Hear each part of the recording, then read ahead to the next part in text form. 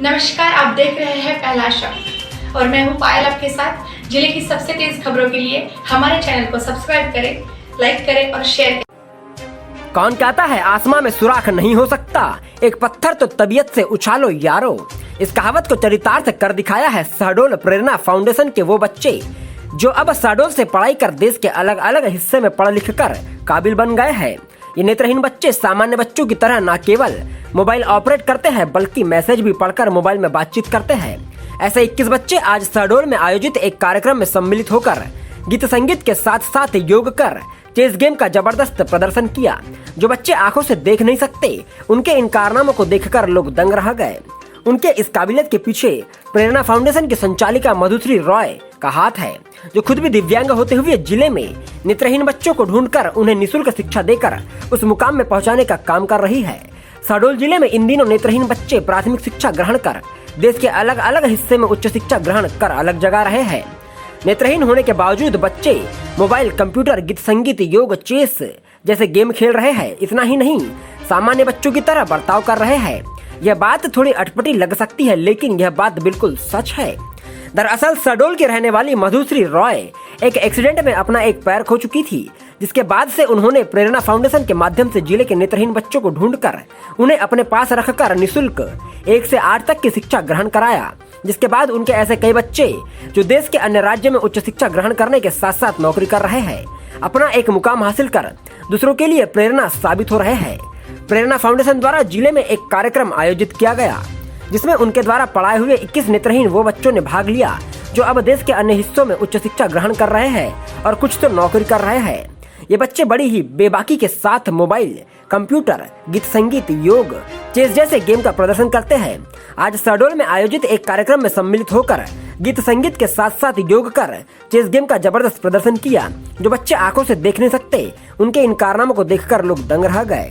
शहडोल से दीपक कुमार गर्ग की रिपोर्ट। क्या प्रोग्राम होने वाला है? प्रेरणा फाउंडेशन की तरफ से हम लोग एक तिमिर से प्रकाश की ओर नाम का एक कार्यक्रम करने जा रहे हैं, जो सिर्फ दृष्टिबाधितों के लिए है। ये सारे दृष्टिबाधित बच्चे पहले शहडोल में CWSN छात्रावास में हमारे प्रेरणा फाउंडेशन के संचालन में चलता था, उसी में पढ़ते थे वो लोग। और अब सब वो बड़े बच्चे हैं जो 8 तक यहाँ से पढ़ के बाहर चले गए हैं। कोई दिल्ली चला गया है, कोई इंदौर में पढ़ रहा है, कोई जबलपुर में, इस तरह से बाहर पढ़ रहे हैं। कोई MA पढ़ रहा है, कोई BA पढ़ रहा है। और हम लोग को इतनी खुशी होती है इस चीज़ को देखकर कि ये बच्चे जो हमारे पास 8th में थे, छोटे छोटे से थे, और अब वो MA पढ़ रहे हैं, BA पढ़ रहे हैं और नौकरी भी कर रहे हैं उसमें से कुछ बच्चे।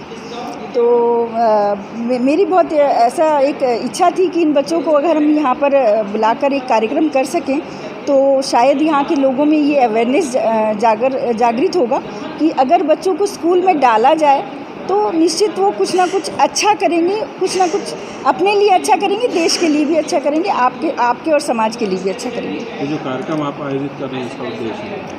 मेरे इस कार्यक्रम का उद्देश्य यही था कि एक तो इनका रीयूनियन हो जाए बच्चों का, क्योंकि वो बहुत समय बाद एक दूसरे से मिलेंगे, और उसके साथ ही यहाँ के जो लोग हैं उनको ये समझ में आ जाए कि स्कूल में बच्चों को डालना बहुत ज़रूरी है। और शहडोल संभाग में एक ऐसा स्कूल नहीं है, पूरे संभाग में एक ऐसा स्कूल नहीं है जिसमें ब्लाइंड हो, चाहे मूक बधिर हो, चाहे कोई भी डिसेबिलिटी वाला बच्चा पढ़ सके, अपने लिए कुछ माने इनिशियल पढ़ाई भी उनकी हो सके, ऐसा कुछ भी नहीं है। तो मैं समझती हूँ कि ऐसा संभाग में ही नहीं है, ये एक बहुत बड़ी चीज़ है और इस पर सरकार को भी ध्यान देना चाहिए। और मेरा उद्देश्य यही था कि अगर बच्चे बाहर जाते हैं तो वो निश्चित कुछ ना कुछ कर सकते हैं और उसकी इनिशियल पढ़ाई हम लोग भी करवा सकते हैं। आज जो इनका मैराथन सुबह कराया गया था, ये किस लिए कराया था? क्या संदेश देना चाहते हैं? सुबह के टाइम में हमने इनका एक प्रभात फेरी का कार्यक्रम किया था, जो गांधी चौक से शुरू होकर स्टेडियम तक गया था।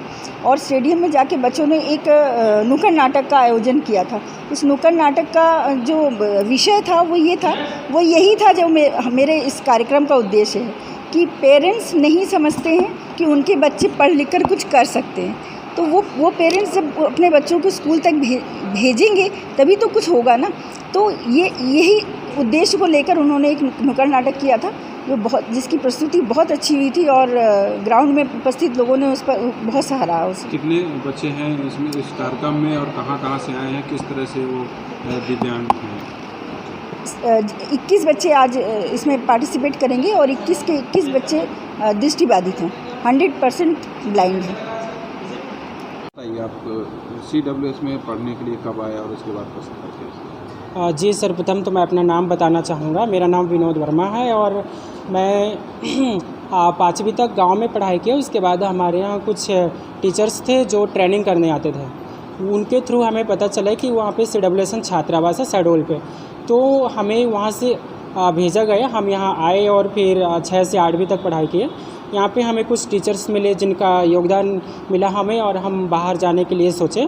जिसके बाद हमने 9th और 10th मनेंद्रगढ़ से किया और 11th 12th और BA मेरा फ़िलहाल BA थर्ड ईयर में हूँ मैं, सेकेंड ईयर का एग्ज़ाम दिया और दिल्ली यूनिवर्सिटी से अभी मेरा BA थर्ड ईयर चल रहा है। आज आपने एक रैली में भाग लिया था सुबह जी, तो उसका उद्देश्य क्या था और क्यों रैली निकाली गई थी? रैली में हमने भाग लिया था इसलिए कि ताकि हम लोगों को अवेयर कर सके कि हमारे जैसे स्टूडेंट भी आगे बढ़ सकते हैं और काफ़ी लोगों को ये ना लगे कि ऐसे स्टूडेंट्स कुछ नहीं कर सकते। जिन्हें घर पे रहना पड़ता है वो घर पे ही ना रहें, वो आगे बढ़ें और अपने माँ बाप का भी नाम रोशन कर सकें और अपने देश का नाम भी। आज अभी आप लोगों ने क्या क्या प्ले किया है? अभी हमने चेस खेला है और आज सुबह में एक नाटक किया था और अभी कुछ प्रोग्राम्स बचे हैं जो 7 बजे के बाद होंगे।